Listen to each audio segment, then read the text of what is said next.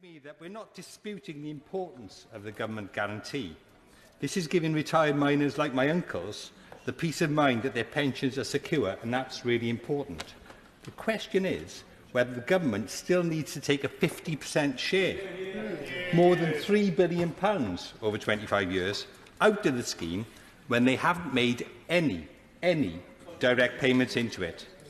So it's finding the best way of giving former colliers and their families a fairer share of the pensions that's earned our focus tonight.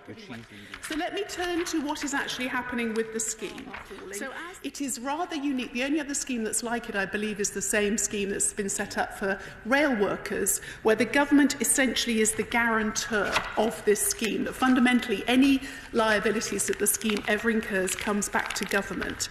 And what I want to do is point out that because of that, the trustees, who do include ex-miners, have done an amazing investment job. So because of that guarantee, basically it's a government-backed scheme, returns from the scheme are at least a third higher than they would otherwise have been. So it has generally... So I thank the Minister for giving way. And listening to what she said, we on our side argue the government's had at least £3.5 billion in surplus in recent years.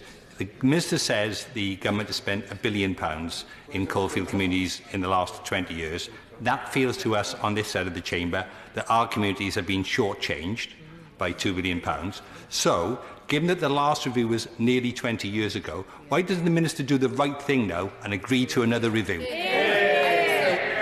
I'm sure the honourable gentleman will be the first to acknowledge, and in fact the honourable lady made the point, that sadly one of the results has been that many people who are in receipt of this pension scheme, including the honourable gentleman who was in his place, no longer live in those coalfield communities, but they have benefited as pensioners from many of the other pension benefits that income has gone towards providing.